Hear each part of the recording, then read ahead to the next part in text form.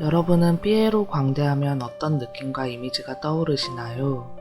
요즘은 공포영화 단골 소재로도 많이 쓰이는 삐에로 광대 분장. 오늘 제가 소개할 인물은 유명한 공포영화 그것 2세 원작 소설 2세 나오는 광대살인마의 실제 모델이기도 합니다. 쇼탱크 탈출로 유명한 미국의 유명 작가 스티븐 킹이 그를 생각하며 소설을 집필했다고 하네요. 광대 살인마로 유명한 그의 이름은 존 웨인 게이시입니다. 1972년부터 1978년까지 6년 동안 무려 33명의 남성을 살해한 연쇄 살인범이며 그 남성들 중엔 어린 소녀들도 많았기 때문에 더 논란이 많았습니다. 또한 더 화제가 되었던 건 존은 화려한 언변으로 많은 사람들의 환심을 산 덕에 그 지역에서 평소에 평판이 매우 좋았던 사람이었으며 그를 존경하는 사람들도 많았습니다. 그는 자원봉사활동, 지역사회활동 등 평소 좋은 일을 많이 하며 많은 덕을 쌓았었고 이로 인하여 그 당시 미국 대통령 지미 카터의 영부인과 함께 사진도 찍었던 인물이었습니다.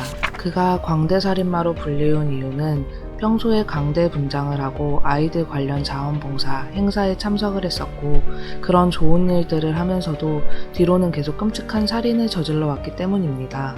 피에로를 보면 어떤 표정으로 있어도 항상 웃고 있는 분장인데 이 분장은 겉은 항상 웃고 있어도 속은 악마의 마음을 가지고 있는 존의 이중적인 행동을 더 잘 표현하는 것 같습니다. 1942년 3월 17일 시카고에서 태어난 존의 어린 시절은 굉장히 불우했습니다. 그는 선천적으로 몸이 약하게 태어났고 심장질환을 앓았기 때문에 대부분의 운동을 하지 못했습니다. 그의 아버지는 분노조절 장애와 알코올 중독자였는데 몸이 약한 존에게 마마보이의 여자 같다며 지속적인 폭언과 학대를 멈추지 않았고 어릴 때부터 그는 그런 환경 속에 계속 노출되며 자라왔습니다. 아버지가 두려웠던 존은 어머니와 여동생들에게 의지했고 이로 인해 자연스레 여성적인 성격을 지니게 되었으며 이 성격은 그의 이성 및 성취향에도 영향을 미치게 됩니다. 하지만 양성애자였던 그는 아버지의 학대 영향으로 자신의 존재를 부정했고 일반 사람으로 보이기 위하여 자신의 취향을 숨기고 생활하기로 결심합니다. 그는 고등학교를 제대로 졸업하지 못했지만 노력하여 미국의 한 대학 경영학과에 입학을 하게 되었고 첫 직장으로 신발 회사에 취직을 하게 되면서 그곳에서 만난 동료 직원과 결혼하게 됩니다. 그리고 더불어 회사에서 경영 능력을 인정받아 빠른 속도로 승진을 했으며 2명의 자녀를 낳기도 하죠. 결혼 이후 존의 장인은 KFC 레스토랑 3개를 인수하였고 존은 장인의 레스토랑을 경영하며 많은 수익을 거두고 안정적인 생활을 하게 됩니다. 그 소식을 들은 아버지는 어린 시절 그에게 했던 행동을 진심으로 사과하였고 존은 이 시기를 가장 완벽한 순간이라고 표현했다고 합니다. 하지만 풍요롭고 걱정 없는 생활에 너무 심취했기 때문일까요? 그는 그 당시 10대 소년들을 성폭행하여 10년형을 선고받았고 선고 당일 아내는 이혼을 신청하였으며 곧이어 정식적으로 이혼하게 됩니다. 10년형을 선고받은 존은 왜인지 18개월 만에 풀려났습니다.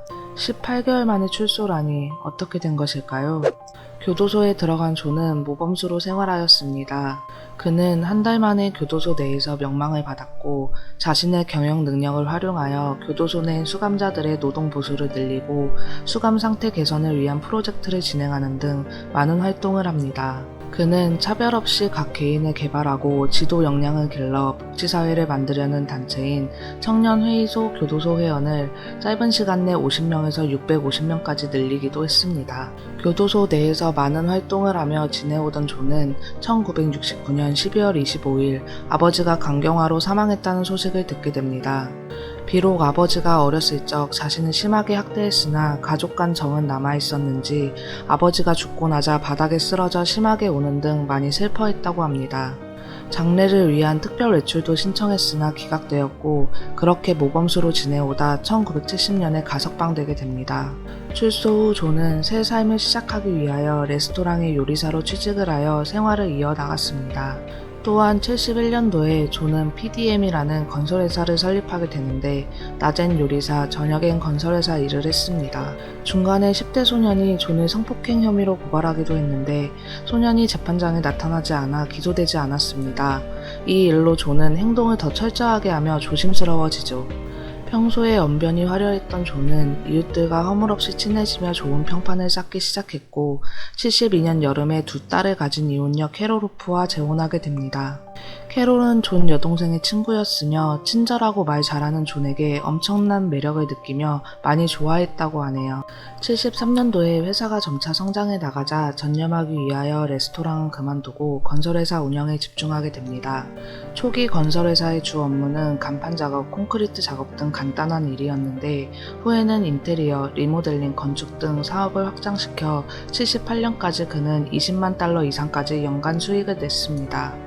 그리고 그는 회사가 커지자 직원을 뽑기 시작했는데 대부분의 직원이 미성년자 소년들이었습니다. 그가 미성년자 소년들을 뽑는 데는 역시나 다른 꿍꿍이가 있었습니다.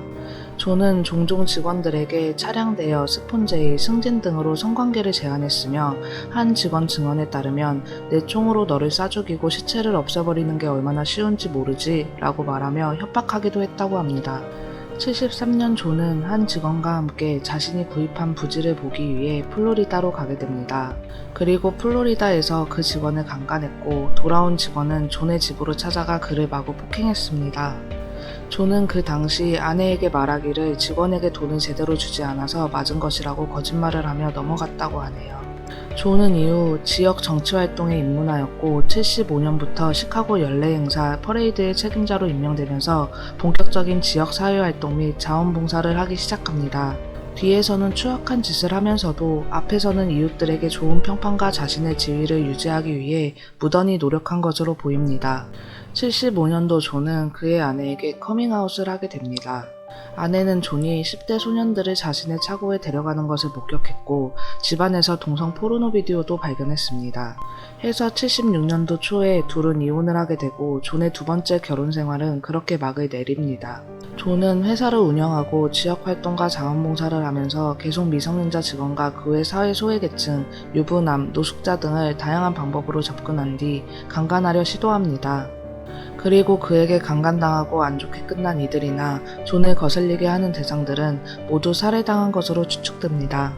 밝혀진 바로는 존은 처음에는 직원들만 대상이었으나 점점 대담해진 그는 길 가는 소년들을 몰래 납치하기도 했으며 일자리 약속, 술이나 마약 제공 등으로 상대방에게 접근하여 집으로 유인한 뒤 광대 분장의 일부로 자원봉사 때 배운 마술을 보여주며 이 마술은 손에 수갑을 채워야 가능하다며 상대방에게 수갑을 채워 저항할 수 없게 만들고 강간 및 고문행위까지 했습니다. 존은 상대에게 언어적 조롱, 말흉내, 목에 구피 채우기, 욕실로 기어가게 하기, 강간을 한 뒤 이물질 삽입 등 상대방을 수치심 느끼게 하는 행위들로 자신의 욕구를 채웠으며 목에 밧줄을 묶어 서서히 조이게 하거나 입안에 천을 넣는 등의 방법 등으로 피해자가 고통스럽게 죽어가는 것을 즐겼습니다. 그러다 1978년 12월 무려 6년간의 살인행위가 드디어 막을 내립니다. 마지막 희생자는 로버트 피에스트. 로버트는 약국에서 알바하던 당시 15살의 소년이었습니다. 사건 당일 로버트의 어머니는 로버트의 퇴근 시간에 맞추어 그를 데리러 왔습니다. 그러자 로버트는 어떤 사람이 나에게 일자리를 소개시켜준다고 했어요. 금방 올게요 라고 말하며 자리를 떠났습니다. 하지만 곧 돌아오겠다던 아들은 아무리 기다려도 오지 않았습니다. 로버트의 어머니는 그 주변을 몇 시간 정도 돌며 아들을 찾아 헤맸고 결국 아들을 찾지 못하자 경찰에 실종 신고를 하게 됩니다. 다행히 로버트는 떠나기 전 자신이 만날 남자의 이름을 말해주고 간 상태였죠. 그의 이름은 존 웨인 게이지. 경찰은 존의 범죄 기록을 살펴보게 됩니다. 몇 년 전 10대 소년들을 성폭행한 혐의로 교도소를 다녀왔다는 사실을 알게 된 경찰은 존의 집을 방문합니다. 실종된 로버트에 관하여 말하며 함께 경찰서로 가 조사에 응해줄 것을 요구하죠. 하지만 존은 삼촌이 돌아가셨다며 지금 당장은 집을 떠날 수 없는 상황이라며 둘러댑니다. 결국 존은 몇 시간이 지나서야 자신이 교통사고를 당했다고 주장하며 진흙투성이인 채로 경찰서의 모습을 드러냈고 로버트 실종에 관하여 잘 모르겠다며 그에게 일자리를 제공하겠다고 한 적이 없다며 부인했습니다. 그리고 12월 11일 자신의 행적에 대한 진술서를 작성하며 돌아가게 됩니다. 경찰은 존이 로버트를 감금하고 있을지도 모른다는 생각에 존 집에 대한 수색영장을 발부받아 집에 쳐들어갑니다. 당시 존은 집에 없었으며 그의 집에서 주사기, 포르노 영화, 성기구, 수갑, 동성애 관련 책들, 여러 개의 운전면허증, 너무 작은 속옷, JAS 이니셜이 새겨진 반지, 마약 등이 발견되었습니다.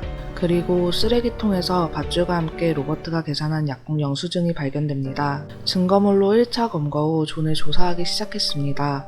하지만 증거가 부족하고 변호사를 선임한 존을 체포할 수 없었고 24시 감시를 당하며 존은 풀려나게 됩니다. 그리고 계속 존의 뒤를 파헤치며 조사를 하던 경찰은 2차 영장을 발부받고 좀 더 신중하게 존의 집과 차를 수색하기 시작합니다. 존의 차를 조사했을 때 존의 차 트렁크를 조사하던 중 수사관들은 사람이 머리카락으로 의심되는 물질을 발견하였으며 존의 차량에 로버트가 탔었는지 확인하기 위해 훈련된 탐색견들 중 한 마리가 로버트의 흔적을 탐지한 것입니다. 또한 1차 때는 너무 추워서 미처 잘 알아채지 못했던 악취를 2차 수색 때 알아차렸고 존이 강간을 하려다 실패했던 하지만 피해는 주지 않아 죽이지는 않았던 살아남은 몇몇 소년들의 증언으로 인하여 마루 및 비밀 공간을 발견하게 되고 석회가루에 덮여있는 여러 구의 시신을 발견합니다.